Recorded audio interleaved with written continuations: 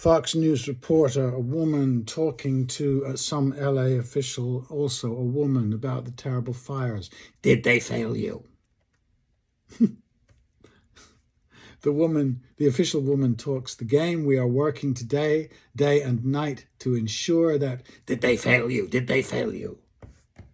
Like some cartoon gremlin or polecat licking her lips, lusting after blame. Yeah. My take? Everybody is doing their human best to save others and make them comfortable. I know this is alien to Fox reporters, but that is what is happening. The windstorm that drove the furnace was what insurance companies call an act of God, to distinguish from man-made. So it failed you. Or perhaps you have been badly behaved, and as is his habit, he said, I've had enough, and fire this time. So how deep is this in our civilization? My improvisation is this.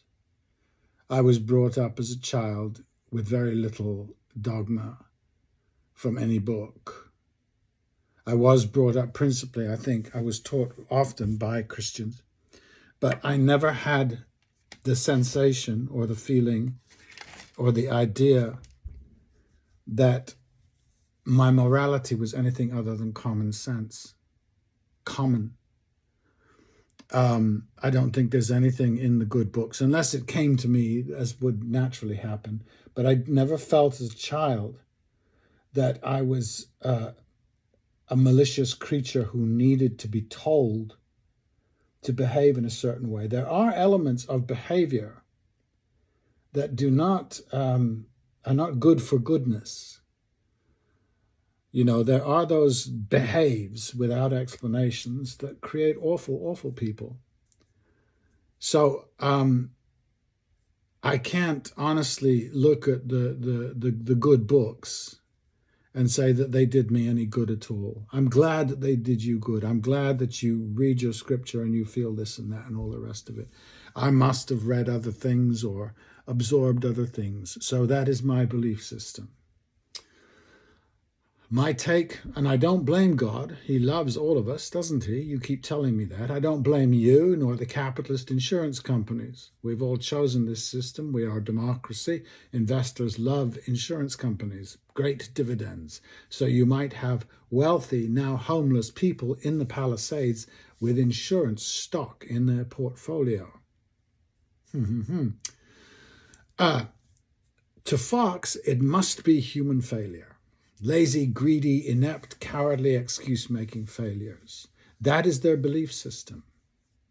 Who failed the government official and the people of the Palisade. This is often what inherently selfish people do. They project.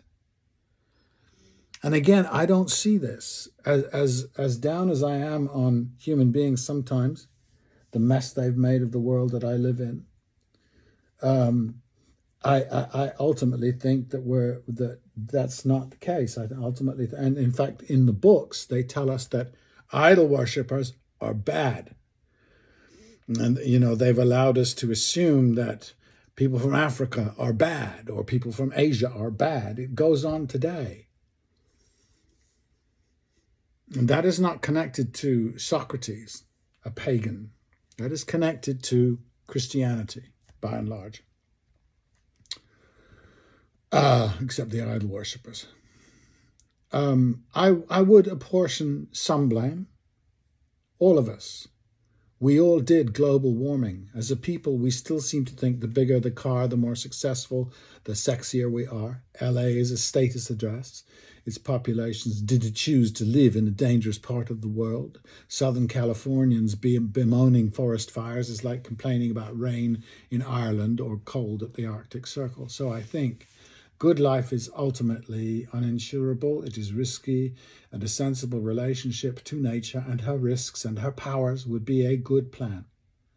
When disasters do strike, and they will, whether we have heated the planet or not, humans have an ancient history of responding collectively. For thousands of years, we relied on each other to survive in ice ages surrounded by saber-toothed tigers. The individual had the skills and motives of the whole group. A single person, man or woman, could do many things. The Renaissance. The government official we learn to love to hate is part of this ancient impulse. Like the fire department. What belief system, what God sanctioned this instinct? What system or God poisons it?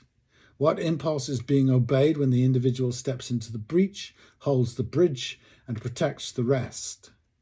The famous alpha wolf brings up the rear, protecting the flanks. He's not a conceited shithead at the front. Little ferret foxes sit in the middle, jealous and sniping. America has fallen for the ferret. If your God is involved in this unity, well and good. If you need to feel chosen by him, much good may it do you. It makes enemies of the rest. Little poetry. The awful shadow of some unseen power floats, though unseen, among us, visiting this various world with an inconstant wing, as summer winds that creep from flower to flower, like moonbeams that behind some piney mountain shower. It visits with inconstant glance each human heart and countenance, like hues of harmonies of evening, like clouds in starlight widely spread, like memory of music fled, like aught that for its grace may be dear, and yet dearer for its mystery. End quote. It's Percy Shelley, Hymn to Intellectual Beauty. The shadow is full of awe. That's what awful means. And that's, I think, how it works for me. That there's some impulse among us. I don't call it magic. I don't call it religion, it might be. There's some impulse among us that is so instinctive and so non-malicious. And here we are in a world full of strife. That's part of another poem, Keats. What's that one? I can't remember. Oh, Ode to a Nightingale. My heart aches and a drowsy numbness pains my sense, as though of hemlock I had drunk or emptied some dull opiate. 1 minute passed, and Lethe wards had sunk. Yeah, beautiful poems. Romantic poems, I suppose. But, you know, I don't know. I just, there's no solution in hatred. It seems to be part of our nature.